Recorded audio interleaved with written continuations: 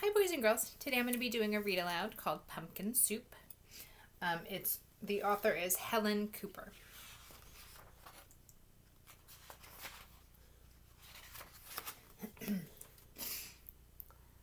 Deep in their woods, there's an old white cabin with pumpkins in the garden.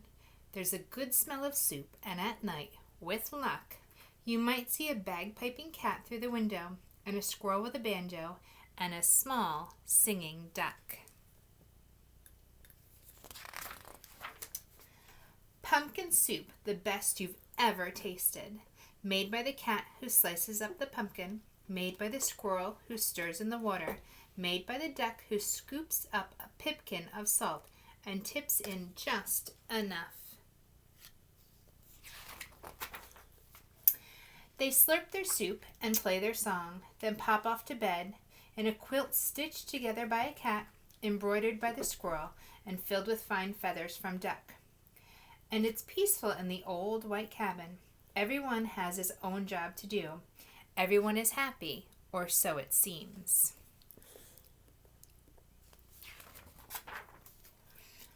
But one morning the duck woke up early. He tiptoed into the kitchen and smiled at the squirrel's special spoon. "Wouldn't it be fine," he murmured, "if I could be head cook?"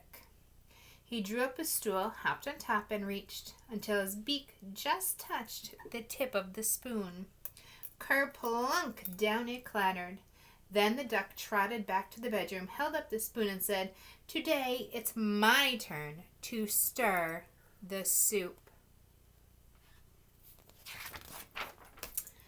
"That's mine," squeaked the squirrel. "Stirring is my job. Give that back."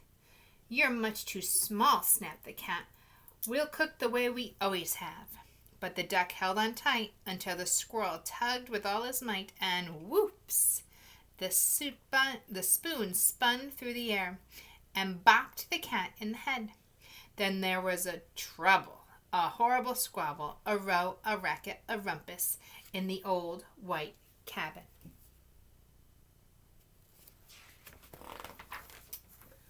"I'm not staying here," wailed the duck. "You'll never let me help with anything." And he packed up a wheelbarrow, put on his hat, and waddled away. "You'll be back," stormed the cat, "after we've cleaned up." And the squirrel shook his spoon in the air. But Duck didn't come back. "Not for breakfast, not even for lunch." "I'll find him," scoffed the cat. "He'll be hiding outside."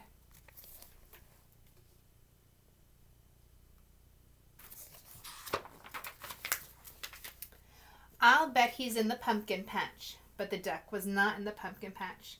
They could not find him anywhere.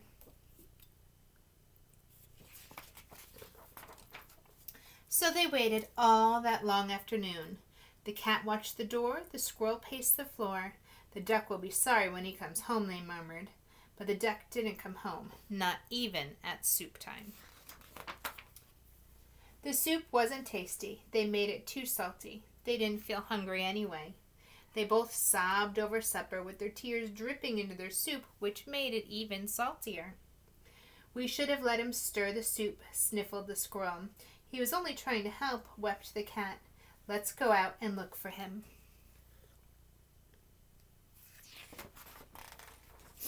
The cat and the squirrel were scared as they wandered down the path in the dark, dark woods.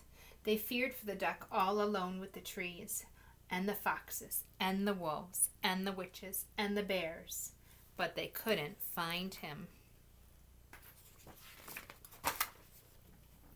On and on they trudged until they reached the edge of a steep, steep cliff. "Maybe he fell down that," wailed the cat. "I'll save him," squeaked the squirrel, and he scrambled down a long, shaky rope. He searched all around on the ground, but he couldn't find the duck.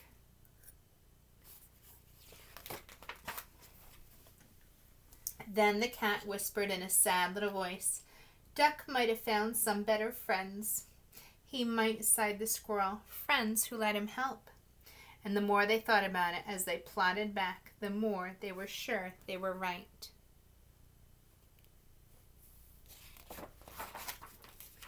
But when they were almost home, they saw a light shining from the old white cabin.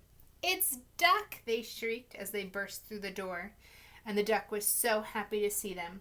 He was also very hungry, and though it was late, they thought they would all make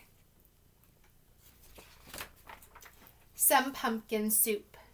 When the duck stirred, the cat and the squirrel didn't say a word, not even when the duck stirred the soup so fast that it slopped right out of the pot. Not even when the pot got burnt. Then the duck showed the squirrel how to measure out the salt, and the soup was still the best you've ever tasted. So once again it was peaceful in the old white cabin until Duck said, "I think I'll play the bagpipes now."